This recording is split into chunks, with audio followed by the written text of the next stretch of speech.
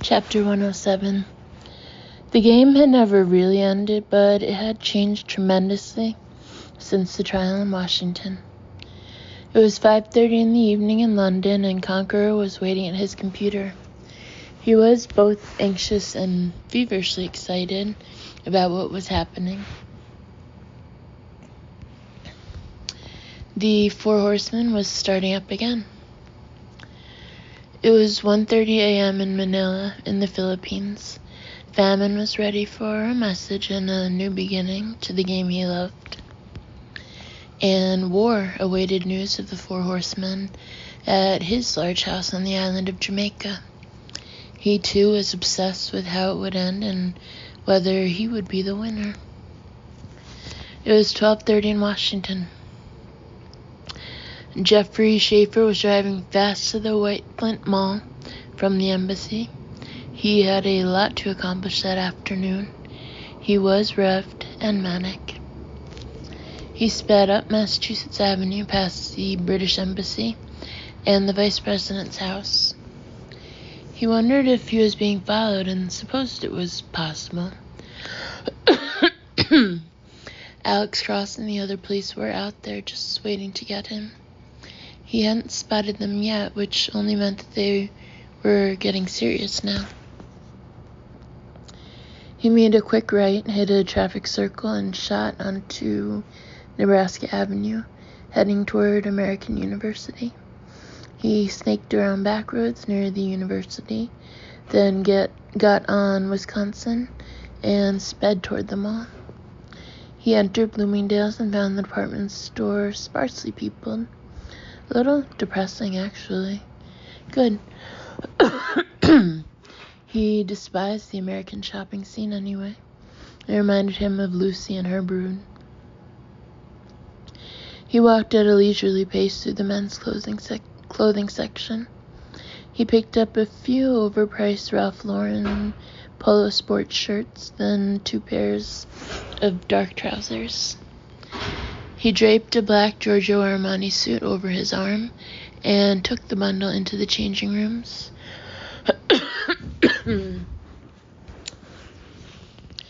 At a security desk inside, he handed the clothes to an attendant on duty, posted there to curtail shoplifters, no doubt. "Changed my mind," he said. "That's not a problem, sir." Schaefer then jogged down a narrow corridor that led to a rear exit. He sprinted toward the glass doors and burst through them into a parking lot and back. He saw signs for Bruno Cipriani and Lord & Taylor and knew he was headed in the right direction. A Ford Taurus was parked there near the F-pole. Schaefer jumped inside, started it, and drove up the Rockville Pike to Montrose Crossing, a little over a mile away. He didn't think anyone was following him now. He passed Montrose and went north to the Federal Plaza shopping center. Once there, he entered the Cyber Exchange, which sold new and used software and lots of computers. His eyes darted left and right until he saw exactly what he needed. "I'd like to try out the new iMac," he told the salesperson who approached him. "Be my guest. You need any assistance, holler," the salesperson said. "It's easy." "Yes, I think I'm fine. I'll call if I get stuck. I'm pretty sure I'm going to buy the iMac now." "Excellent choice." "Yes, excellent. The lazy clerk left him alone, and Schaefer immediately booted up. The display model was connected online. He felt a rush of manic excitement, but also a tinge of sadness as he typed in his message to the other players. He thought this through and knew what had to be said, what had to be done. "Greetings and salutations, this glorious and unprecedented adventure of 8 years, the Four Horsemen, is nearly at an end now. You have stated your case very logically, and I accept the regrettable conclusion you've reached. The game has become too dangerous, so I propose that we create an unforgettable ending. I believe that a face-to-face meeting is a fitting end. It's the only conclusion that I can accept. This was inevitable, I suppose, and we have discussed it many times before. You know where the game ends. I propose that we start play on Thursday. Trust me, I will be there for the grand finale. If necessary, I can begin the game without you. Don't make me do that, Death. Chapter 108.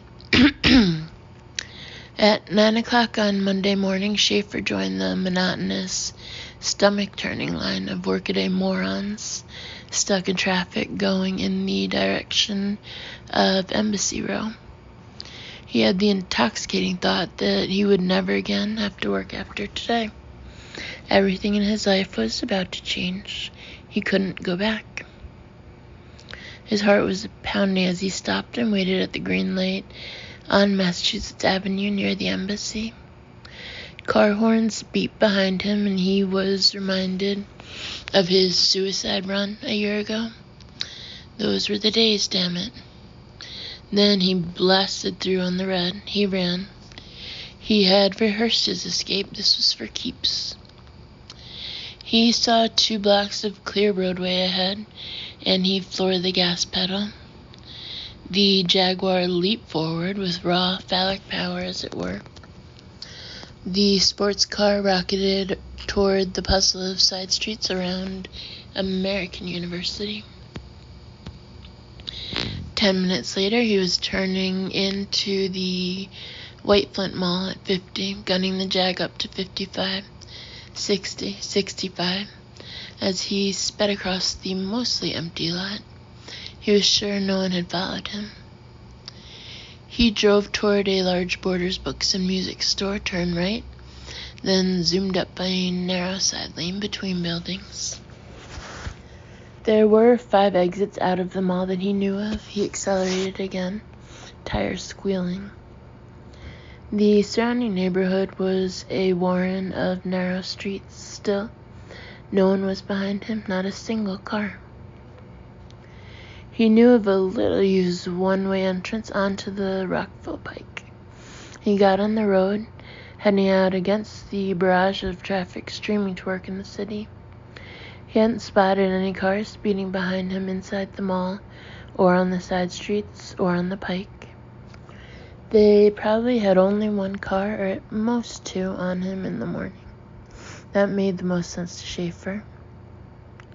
Neither the Washington Metro Police nor the Security Service would approve a larger surveillance detail to follow him. He didn't think they would, anyway. He'd probably lost them. He whooped loudly and started blaring the Jag's horn at all the pathetic suckers and fools stuck in the oncoming lanes headed for work. He'd been waiting nearly 8 hours for this. It was finally here. Endgame. Chapter 109.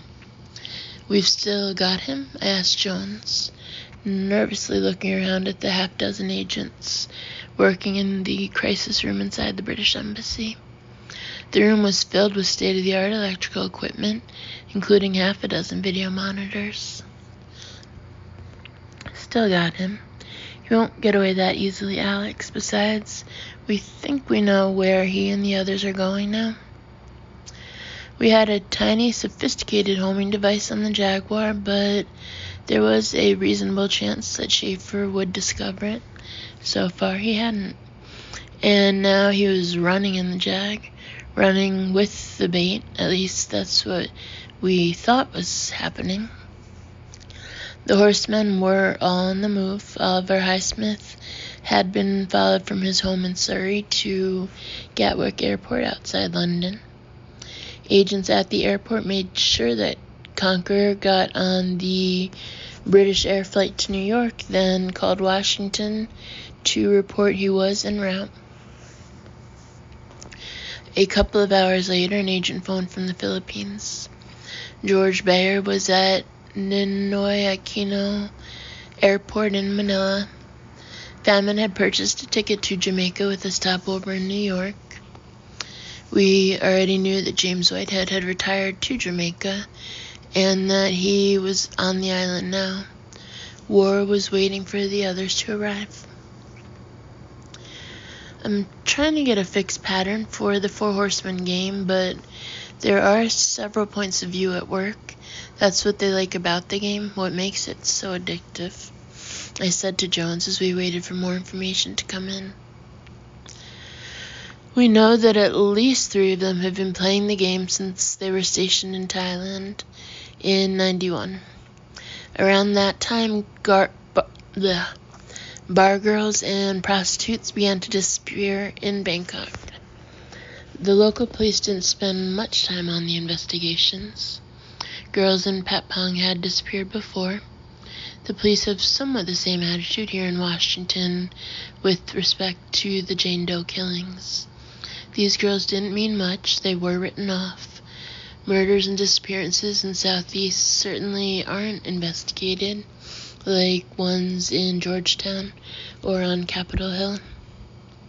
It's one of Washington's dirty little secrets.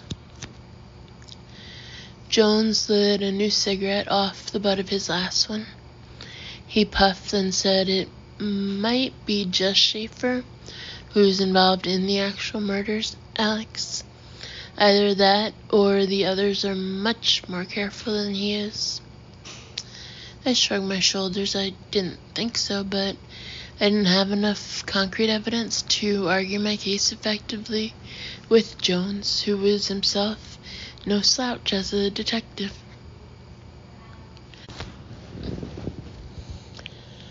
The end of the Four Horsemen is coming, right? Can they really end their little fantasy game? Sampson asked. Sure looks like they're getting together, I said. 4 former British agents, 4 grown men who love to play diabolical games. In my opinion, 4 murderers. Possibly. Andrew Jones finally admitted that the unthinkable could be true. Alex, I'm afraid you could be right. Chapter 110. Jamaica must have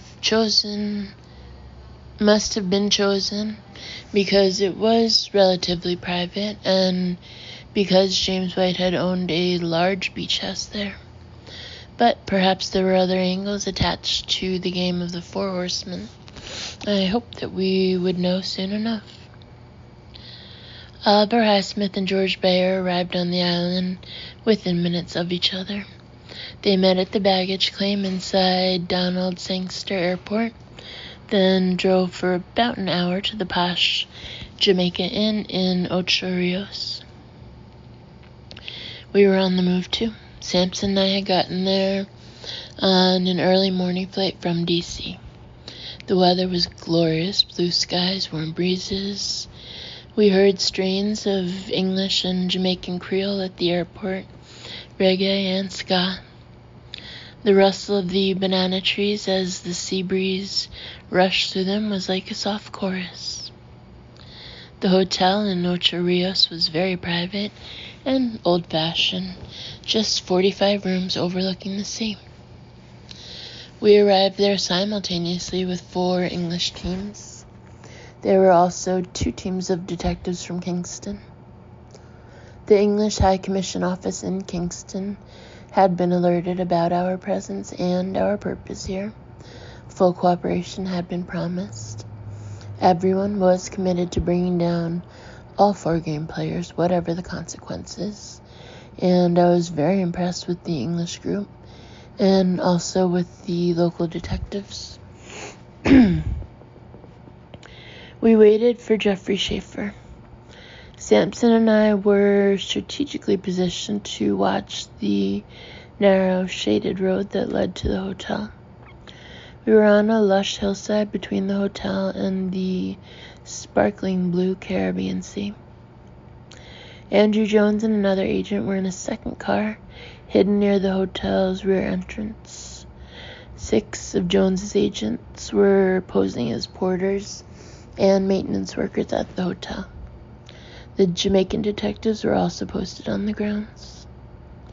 We'd had no news about Schaefer. He'd finally lost us, but we believed he would join the others. Jones complained that there weren't enough of us to stop Schaefer if he was coming after the others. I agreed. If Schaefer was playing kamikaze, there would be no adequate defense. So we waited and waited. Continual updates came in over the car's shortwave radio. The messages didn't stop all afternoon. They were kind of electronic heartbeat for our surveillance detail. Oliver Highsmith is still in his room, doesn't want to be disturbed, apparently. Bayer is in his room as well. Subject was spotted on the terrace about 10 minutes ago, checking out the beach with binoculars. Bayer has left his room. He's taking a dip in the deep blue sea. Subject is in a red striped swimming costume, difficult to miss. Makes the job easier. Not on the eyes, though. Black Mercedes arriving at the front gate. Driver's tall and blonde. Could be Jeffrey Schaefer. You see him, Alex? I reported immediately. The blonde man isn't Schaefer. Repeat, it isn't Schaefer. Too young. Probably American. Young wife and 2 children tagging along. False alarm. It isn't Schaefer. The radio reports continued. Highsmith has just ordered up from room service 2 English breakfasts in the middle of the day.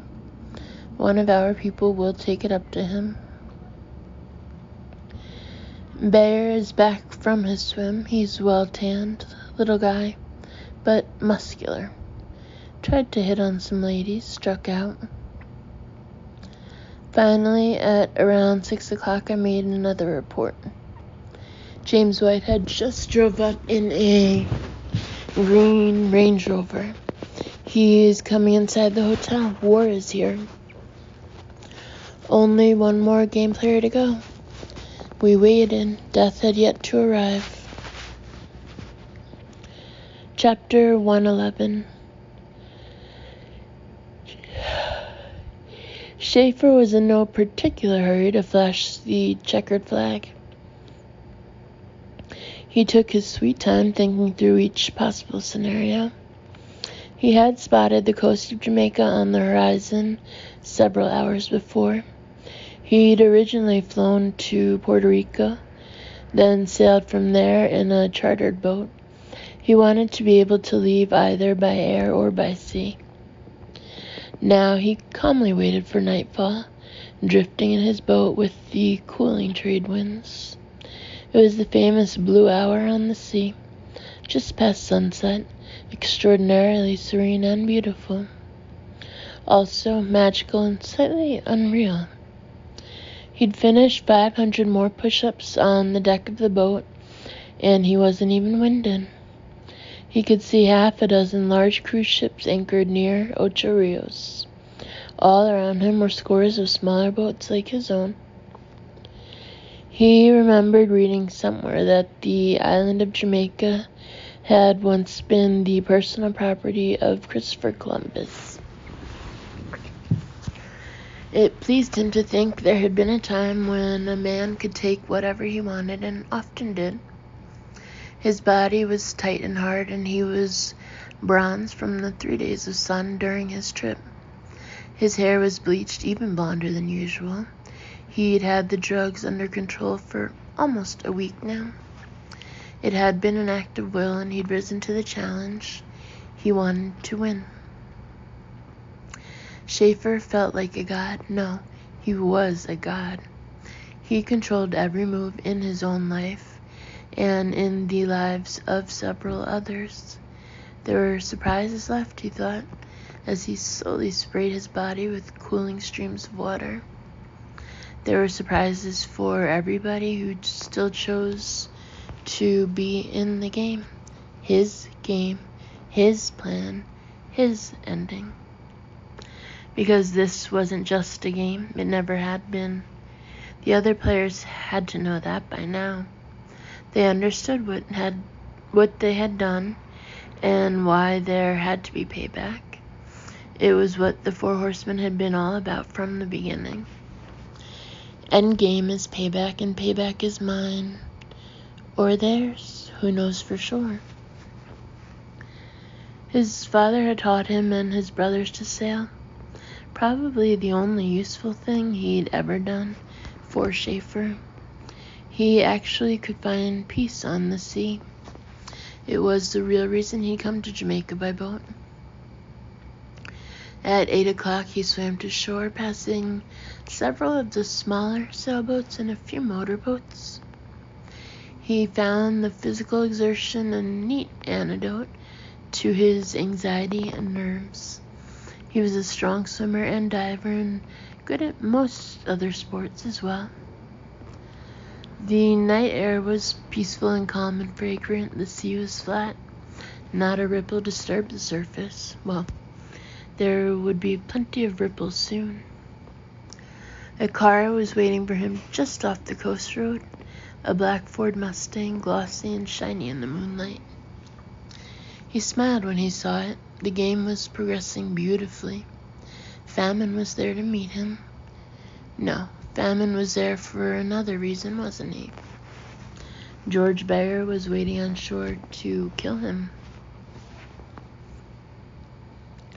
Chapter 112.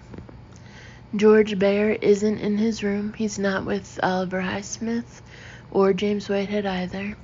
Damn it to hell, he's loose. The alarming message went out over the two-way radio.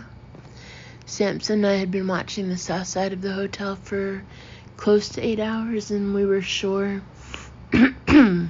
George Beyer hadn't come our way. We heard Andrew Jones's concerned voice on the radio. Remember that all of the Four Horsemen are agents, like ourselves. They're capable and deadly.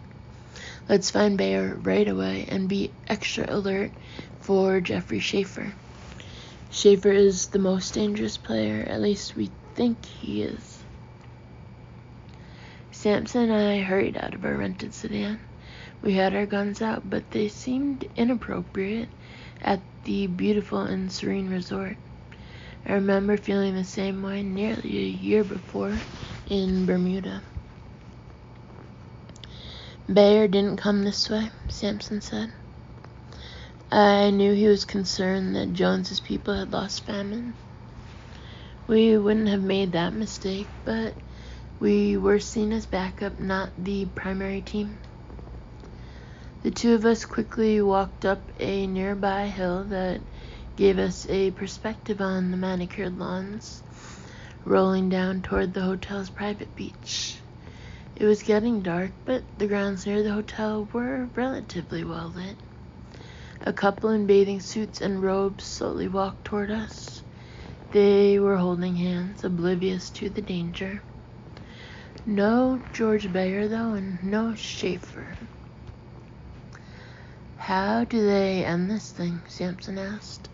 How do you think the game ends?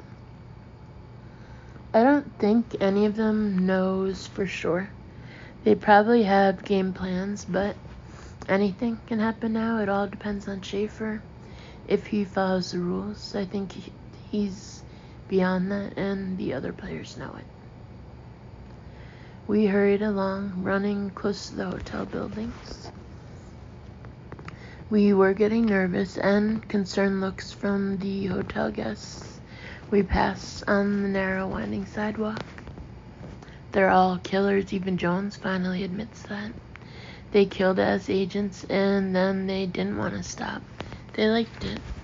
Now, maybe they plan to kill one another. Winner takes all.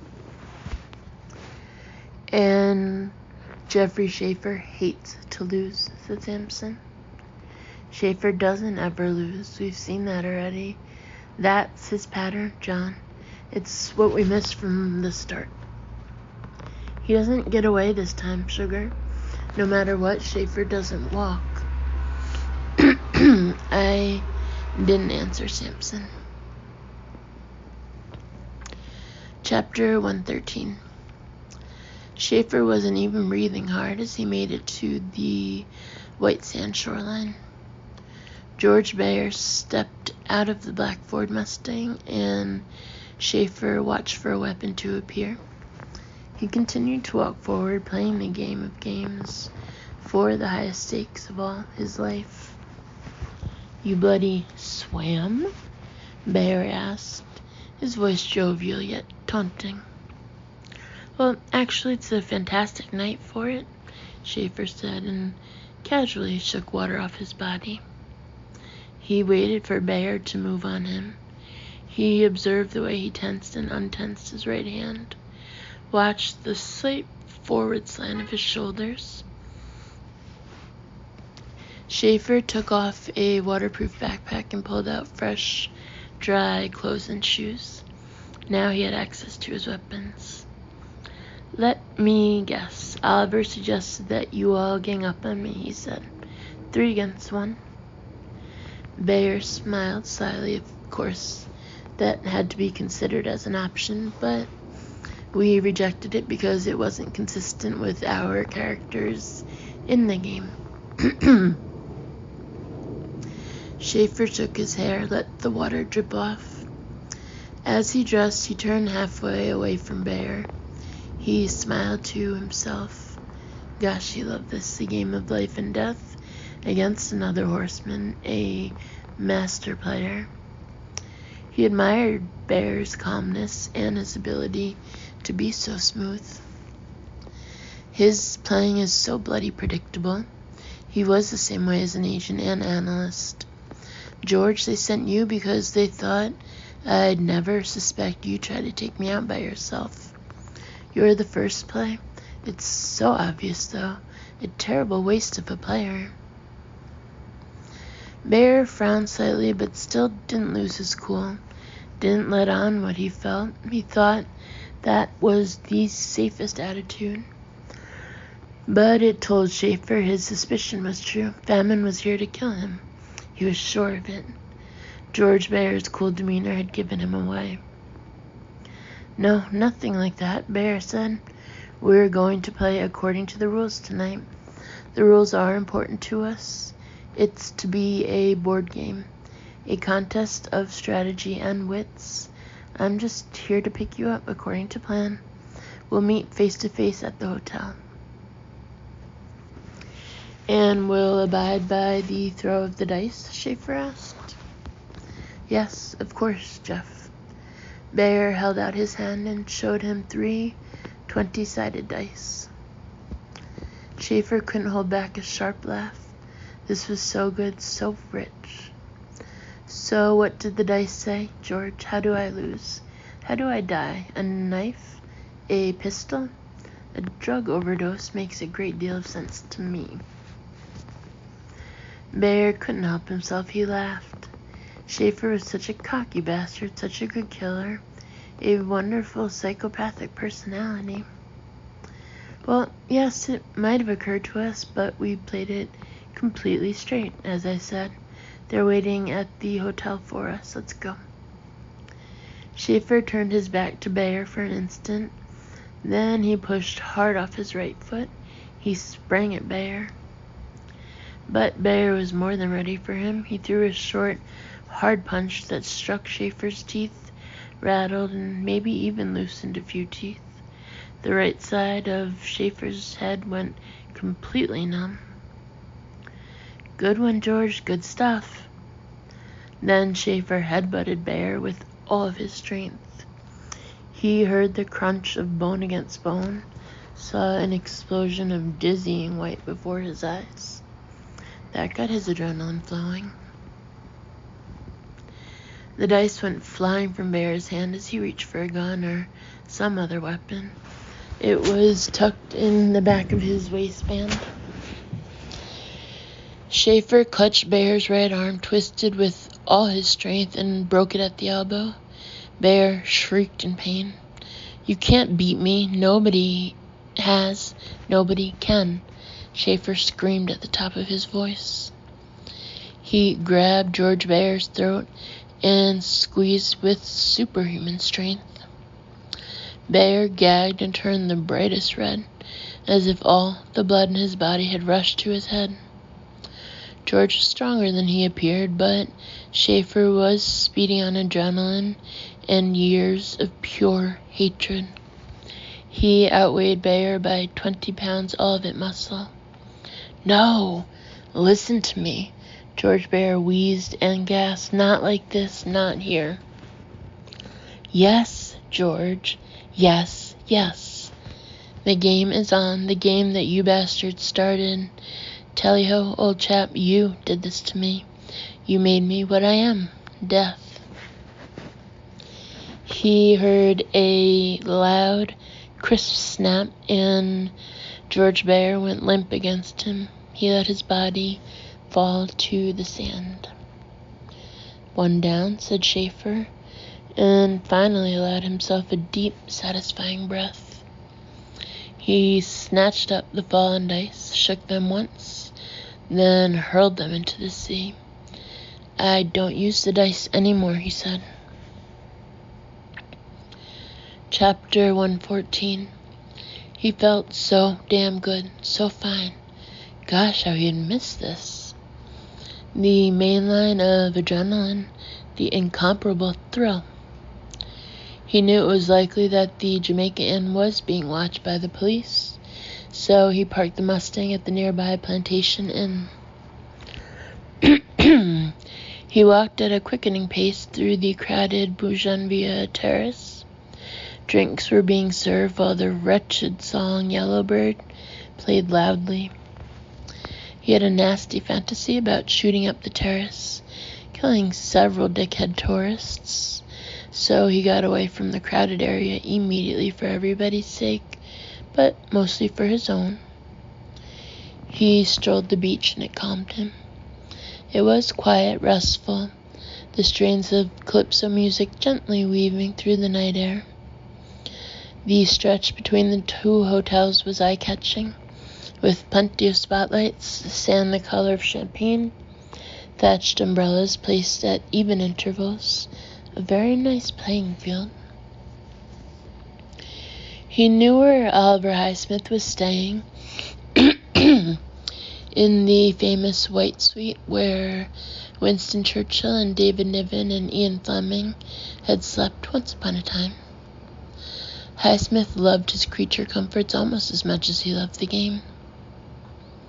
Schaefer despised the other horsemen, in part because he wasn't of their snobbish social class. Lucy's father had gotten him into MI6. The other players had gone to the right universities, but there was another, more powerful reason for his hatred. They had dared to use him, to feel superior and throw it in his face. He entered through a white picket fence gate at the property line of the Jamaica Inn. He broke into a soft jog. He wanted to run, to sweat. He was feeling manic again. Playing the game had made him too excited. Schaefer held his head for a moment. He wanted to laugh and scream at the top of his lungs. He leaned against a wooden post on the path leading up from the beach and tried to catch his breath. He knew he was crashing and it couldn't have happened at a worse time. "Everything all right, sir?" A hotel waiter stopped to ask him. "Oh, couldn't be better," Schaefer said, waving the man away. "I'm in heaven, can't you tell?" He started walking toward the White Suite again. He realized that he was feeling the same way he had that morning last year when he nearly crashed his car in Washington. He was in serious trouble again. He could lose the game right now, lose everything. That required a change of strategy, didn't it? He had to be more daring, even more aggressive. He had to act, not think too much. The odds against him were still 2-1. At the far end of the courtyard, he spotted a man and a woman in evening clothes. They were loitering near a white stucco portico, strewn with flowers. He decided they were Jones's people. They'd staked out the hotel after all. They were here for him. and he was honored. The man glanced his way, and Schaefer abruptly lowered his head. There was nothing they could do to stop or detain him. He had committed no crime they could prove. He wasn't wanted by the police. No, he was a free man. So Schaefer walked toward them at a leisurely pace. As if he hadn't seen them, he whistled Yellowbird. He looked up when he was a few yards away from the pair. "I'm the one you're waiting for. I'm Jeffrey Schaefer. Welcome to the game." He pulled out his Smith & Wesson 9mm semi-automatic and fired twice. The woman cried out and grabbed the left side of her chest. Bright red blood was already staining her sea-green dress. Her eyes showed confusion and shock before rolling back into her forehead. The male agent had a dark hole where his left eye had been. Schaefer knew the man was dead even before his head struck the courtyard floor with a loud, satisfying smack. He hadn't lost anything over the years. Schaefer hurried toward the White Suite and Conqueror. The gunshots certainly would have been heard. They wouldn't expect him to run straight into the trap they'd set, but here he was. Two maids were pushing a squeaking cleanup cart out of the White Suite. Had they just turned down Conqueror's bed? Left the fat man a box of chocolate mints to nibble? "Get the hell out of here," he yelled and raised his gun. "Go on now, run for your lives." The Jamaican maids took off as if they'd just seen the devil himself, and later they would tell their children they had. Schaefer burst in the front door of the suite, and there was Oliver Highsmith, freewheeling his chair across the freshly scrubbed floor. "Oliver, it's you," Schaefer said. "I do believe I've caught the dreaded Covent Garden killer. You did those killings, didn't you? Fancy that. Game's over, Oliver." At the same time, Schaefer thought, watch him closely. Be careful with Conqueror. Oliver Highsmith stopped moving, then slowly, but rather nimbly, N-I-M-B-L-Y, turned his wheelchair to face Schaefer. A face-to-face meeting. This was good, the best. Highsmith had controlled Bayer and Whitehead from London when they were all agents. The original game, The Four Horsemen, had been his idea. A diversion as he eased into retirement. Or silly little fantasy game, he always called it. He studied Schaefer, cold-eyed and measuring. He was bright, an egghead, but a genius, or so Bayer and Whitehead claimed. "My dear fellow, we're your friends, the only ones you have now. We understand your problem. Let's talk things through, Jeffrey." Schaefer laughed at the fat man's pathetic lies, his superior and condescending attitude, his nerve. "That's not what George Bayer told me. Why, he said you were going to murder me. Hell of a way to treat a friend." Highsmith didn't blink, didn't falter. "We're not alone here, Jeff. They're at the hotel. The security service team is on the grounds. They must have followed you. And you, and Bayer, and Whitehead. I know all that, Oliver. I met a couple of crackerjack agents down the hall. Shot 'em dead. That's why I have to hurry up. Can't tarry. The game's on a clock now. Lots of ways to lose. We have to talk, Jeff." Talk, talk, talk. Schaefer shook his head, frowned, and barked out a laugh. "No, there's nothing for us to talk about. Talk is such an overrated bore. I learned to kill in the field, and I like it much more than talking. No, I actually love it to death." "You are mad," Highsmith exclaimed, his grayish blue eyes widening with fear.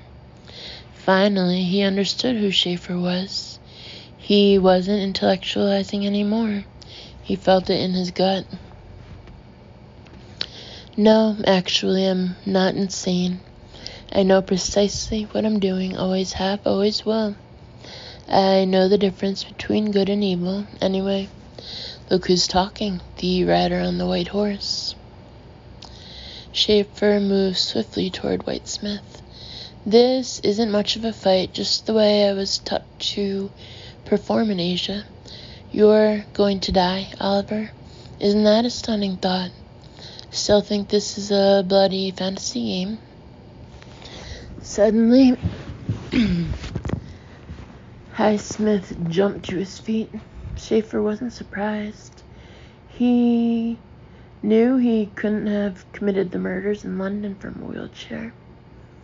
Highsmith was close to 6 feet and obese, but surprisingly quick for his size. His arms and hands were massive. Schaefer was faster. He struck Highsmith with the butt of his gun, and Conqueror went crashing down on one knee. Schaefer bludgeoned him a second time, then a third, and Highsmith dropped flat on the floor. He groaned loudly and slobbered blood and spit. Schaefer kicked the small of his back, kicked a knee, kicked his face. Then he bent and put the gun barrel against Highsmith's broad forehead. He could hear the distant sound of running footsteps slapping down the hall. Too bad they were coming for him. Hurry, hurry. There, too late, he said to Conqueror. No one can save you. Except me, Conqueror. What's the play? Counsel me. Should I save the whale? Please, Jeff, no. You can't just kill me. We can still help each other. I'd love to stretch this out, but I really have to dash. I'm throwing the dice. In my mind. Oh, bad news, Oliver. The jig is up. You just lost game. He inserted the barrel of his gun into Highsmith's pulpy right ear and fired. The gunshot blew Conqueror's gray matter all over the room. Schaefer's only regret was that he hadn't been able to torture Oliver Highsmith for a much, much longer time than he had.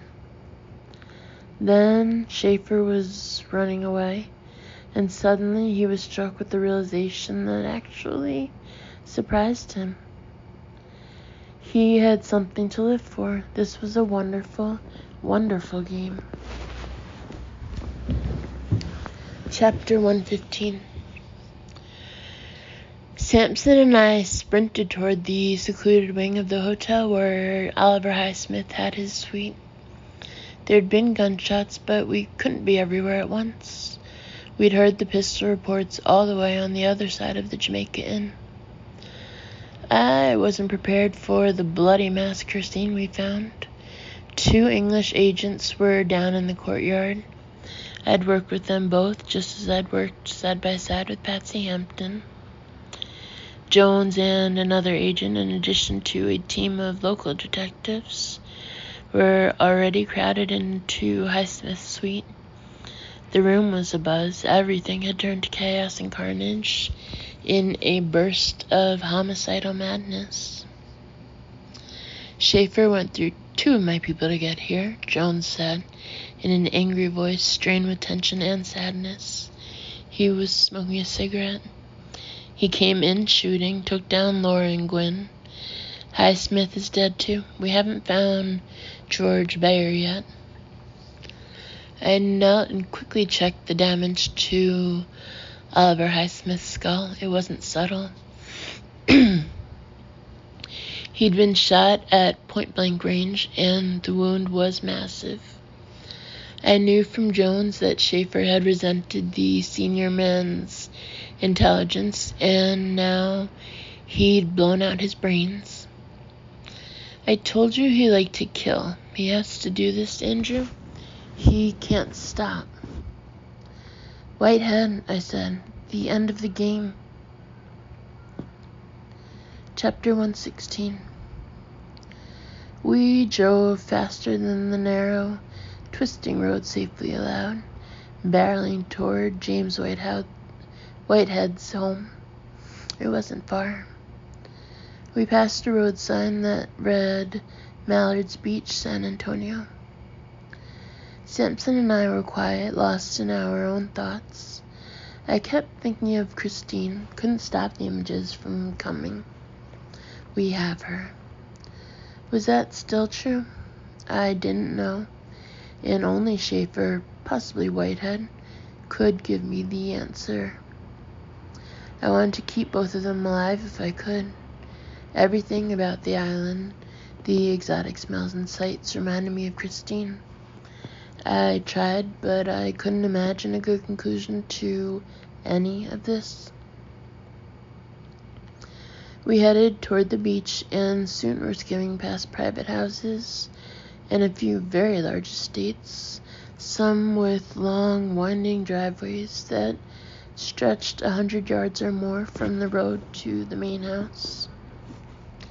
In the distance, I could see the glow of other house lights, and I figured we had to be close to James Whitehead's.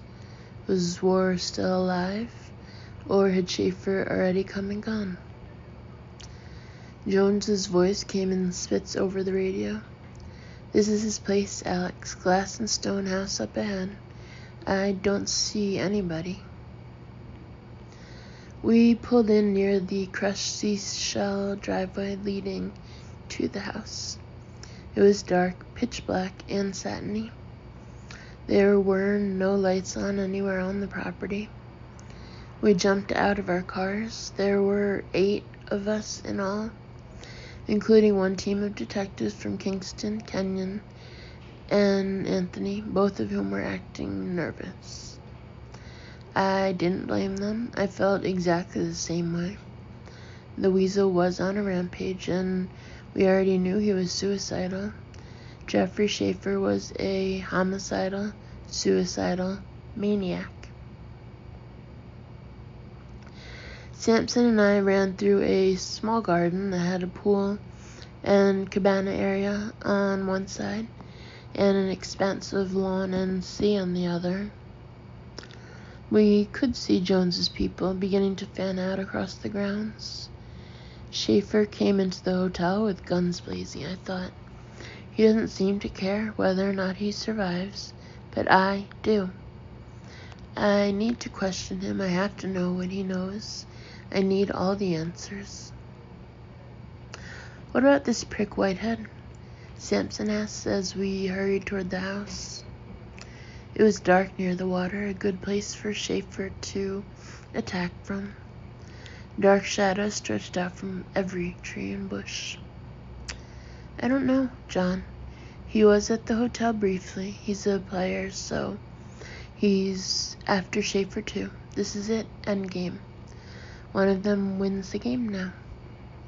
"He's here," I whispered. "I know it." I could definitely sense Jeffrey Schaefer's presence. I was sure of it. And the fact that I knew scared me almost as much as he himself did. Shots sounded from the darkened house. My heart sank, and I had the most disturbing and contradictory thought. Please don't let Jeffrey Schaefer be dead. Chapter 117. One more target, one last opportunity, and then it would be over. 8 glorious years of play, 8 years of revenge, 8 years of hatred. He couldn't bear to lose the game. He'd shown Bayer and Highsmith a thing or two. Now he'd demonstrate to James Whitehead which of them was truly superior. Schaefer had noisily crashed through thick foliage, then waded waist-deep into a foul-smelling swamp. The water was distressingly tepid, and the oily green scum on the surface was an inch or two thick. He tried not to think about the swamp or the insects and snakes that might infest it. He'd waded into far worse waters during his days and nights in Asia. He kept his eyes set on James Whitehead's expensive beach house. One more to go, just one more horseman. He'd been to the villa before, knew it well. Beyond the swamp was another patch of thick foliage, and then a chain-link fence and Whitehead's manicured lawn. He figured that Whitehead wouldn't expect him to come through the swamp. War was cleverer than the others, though. He'd been committing murders in the Caribbean for years, and not even a blip had shown up to suggest a pattern to the police.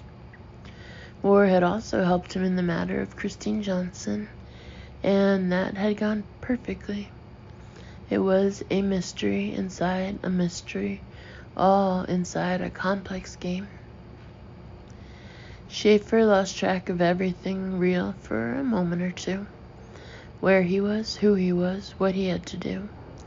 Now that was scary. A little mental breakdown at the worst possible time. Ironically, it was Whitehead who had first gotten him dependent on uppers and downers in Asia.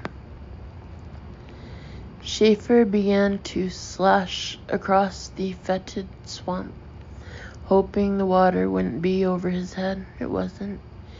He came out and climbed over the chain-link fence on the far side. He started across the back lawn. He had the most powerful obsession about destroying James Whitehead. He wanted to torture him, but where would he find the time? Whitehead had been his first handler in Thailand, and then in the Philippines. More than anyone, Whitehead had made Schaefer into a killer. Whitehead was the one he held responsible. The house was still dark, but Schaefer believed War was in there. Suddenly a gun fired from the house. War indeed. Schaefer began to zig and zag like an infantryman, thoroughly trained in combat. His heart was thundering. Reality came in odd stop-and-go movements. He wondered if Whitehead had a night scope on his gun, and how good a shot he was. Whether he'd ever been in combat. Was he frightened, or was he excited by the action? He figured that the doors to the house were locked and that War was crouched low, hiding inside, waiting to take a shot without too much exposure. He had never done his own dirty work, though. None of them had. Not Whitehead, not Bayer, not Highsmith. They had used death, and now he'd come for them. If they hadn't agreed to meet in Jamaica, he would have come after them one at a time. Schaefer broke into a full sprint toward the house. Gunshots exploded from inside. Bullets whizzed past him. He hadn't been hit because he was so good, or because War wasn't. Schaefer threw both arms up in front of his face. This was it. He dived through the large picture window in the loggia. Glass exploded everywhere as the window blew into 1,000 small pieces. He was inside. War was here, close by. Where was his enemy? How good was James Whitehead? His mind was filled with important questions. A dog was barking somewhere in the house. Schaefer tumbled across the tile floor and hit the leg of a heavy table, but came up firing anyway. Nothing. No one was in the room. He heard voices outside, in front. The police were here, always trying to spoil his fun. Then he saw War trying to run. Tall, gangly, with longish black hair. War had blinked first. He was heading toward the front door, looking for help from the police of all people. "You can't make it, Whitehead. Stop. I won't let you get out. Stay in the game." Whitehead apparently realized he couldn't get out the front door. He turned toward a stairway, and Schaefer followed, only a few steps behind. Ward turned sharply and fired again. Schaefer flicked his hand at a wall switch, and the hall lights flashed on. Death has come for you. It's your time. Look at me. Look at death, he screamed. Whitehead kept moving, and Schaefer calmly shot him in the buttocks. The wound was large, gaping, and Whitehead screamed like a stuck pig. He whirled and fell halfway down the stairs. His face slammed against the metal railing as he fell. He finally lay writhing at the foot of the stairs, where Schaefer shot him again, this time between the legs. War screamed again, then he began to moan and to sob. Schaefer stood over him, triumphant, his heart bursting. You think sanctions are a game? Is this still a game to you? He asked in his softest voice. I believe it's great fun, but do you? Whitehead was sobbing as he tried to speak. No, Jeffrey, it's not a game. Please stop, that's enough. Schaefer began to smile. He showed his enormous teeth. Oh, you're so wrong. It's lovely. It is the most amazing mind game you could imagine. You should feel what I feel right now. The power over life and death. He had a thought, and it changed everything. Changed the game for him and Whitehead. This switch was so much better than what he'd originally planned. I've decided to let you live. Not very well, but you will live. He fired the semi-automatic again, this time into the base of Whitehead's spine. You will never forget me, and the game will continue for the rest of your life. Play well. I know I shall. Chapter 118. The moment we heard the gunshots, we ran toward the main house. I raced ahead of the others. I had to get to Schaefer before they did. I had to take him myself. I had to talk to him, to know the truth once and for all. I saw Schaefer slip out a side door of the house. Whitehead must be dead. Schaefer had won the game. He was running toward the sea, moving fast and purposefully. He disappeared behind a small sand dune, shaped like a turtle. Where was he going? What was next for him? Then I saw him again. He was kicking off his shoes and getting out of his trousers. What was he doing? I heard Sampson come running up behind me. Don't kill him, John, not unless we have to, I yelled. I know, he called. I plunged ahead. Schaefer turned and fired off a shot at me. The distance was too great for any real accuracy with a handgun, but still he was a good shot, and he came pretty close. He knew how to use a gun, and not just from a few feet away. I glanced over and saw that Sampson was kicking off his sneakers, pulling away his pants. I did the same with my sweats and t-shirt. I pointed out to sea. He must have a boat out there, one of those. We saw Schaefer striding into the low waves of the Caribbean, heading into a cone of light made by the moon. He did a shallow dive and started to swim in a smooth-looking crawl stroke. Sampson and I were down to our underwear, nothing very pretty. We both made shallow dives into the sea. Schaefer was a very strong swimmer and was already pulling ahead of us. He swam with his face in the water, lifting it out sideways after several strokes to catch a breath. His blonde hair was slicked back and shone in the moonlight. One of the boats bobbing out there had to be his, but which one? I kept a single thought in my head. Stretch and kick, stretch and kick. I felt as if I were gathering strength from somewhere inside. I had to catch Schaefer. I had to know the truth about what he'd done to Christine. Stretch and kick, stretch and kick. Samson was laboring behind me, and then he started to fall even farther back. Go, I called to him. Go back for help. I'll be alright. Get somebody out there to check those boats. He swims like a fish, Samson shouted back. Go, I'll be fine. Hold my own. Up ahead, I could still see Schaefer's head and the tops of his shoulders glistening in the creamy white moonlight. He was stroking evenly, powerfully. I kept going, never looking back to shore, not wanting to know how far I had come already. I refused to be tired, to give up, to lose. I swam harder, trying to gain some sea on Schaefer. The boats were still a good way away. He was still going strong, though, no sign of tiring. I played a mind game of my own. I stopped looking to see where he was.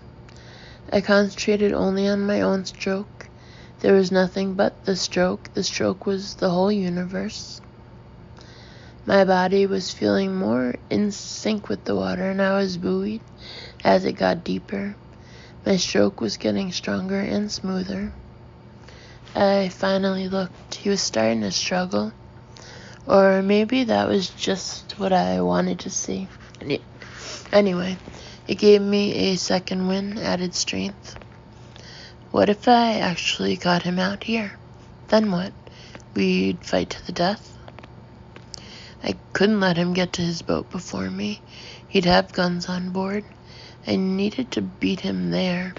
I had to win this time. Which boat was his? I swam harder. I told myself that I was in good shape too, and I was. I had been to the gym every day for almost a year, ever since Christine disappeared. I looked up again and was shocked at what I saw. Schaefer was there, only a few yards away, a few more strokes. Had he lost it? Or was he waiting for me, gathering strength? The closest boat was no more than 150 yards away. Cramp, he called out, bad one. Then Schaefer went under. Chapter 119. I didn't know what to think or exactly what to do next. The pain on Schaefer's face looked real. He looked afraid, but he was also a good actor. I felt something underneath me. He grabbed hard between my legs. I yelled and managed to twist away, though he'd hurt me. Then we were grabbing at each other, struggling like underwater wrestlers. Suddenly, he pulled me under with him. He was strong. His long arms were like powerful vices, and he held me tightly. We went down, and I started to feel the coldest, most serious fear of my life. I didn't want to drown. Schaefer was winning. He always found a way. Schaefer stared into my eyes. His eyes were incredibly intense and manic and crazed.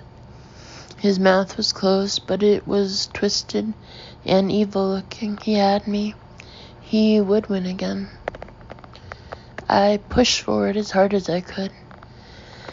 When I felt him straining against me, I reversed directions. I kicked out with my leg and caught Schaefer under the jaw, maybe in the throat. I hit him with all my strength, and he began to sink. His long blonde hair floated up around his face. His arms and legs went limp. He began to sink, and I followed him. It was even darker under the surface. I grabbed one of his arms. I barely caught him. His weight was pulling me with him toward the bottom. I couldn't let him go. I had to know the truth about Christine. I couldn't go on with my life unless I knew. I had no idea how deep the water was here. Schaefer's eyes had been wide open, and so had his mouth. His lungs must be filling with water by now. I wondered if I'd broken his neck with my kick. Was he dead or just unconscious? I took some satisfaction in the idea that I might have broken the weasel's neck. Then it really didn't matter, nothing did. I had no more breath. My chest felt as if it would collapse. There was a fire spreading wildly inside me.